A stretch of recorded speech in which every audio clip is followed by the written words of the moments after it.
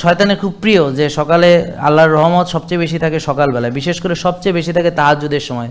আল্লাহ তাআলা খুব পৃথিবীর সবচেয়ে কাছে এসে কার কি চাওয়ার আছে বলো, উনি ডাকেন, আর আমরা নাক ডেকে ঘুমাই। আর শয়তান ওই সময় এসে বলে যে তুই এখন নাক ডেকে ঘুমাবি।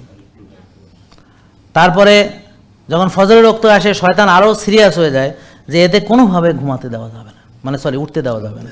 তো কানের মধ্যে সে 3টা তালা মারে, বুঝছেন, তালা মারে দেয়। তো অ্যালার্ম হয়তো শুনলেন না, কানে তালা মারে দিচ্ছে। তো গিট দেয়, 3টা গিট দেয় শয়তানে, জানেন কিনা?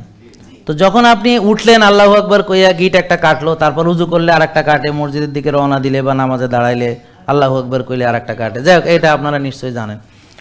তো কথা হলো শয়তানকে খুশি করে সে যে সকালে ঘুমায়।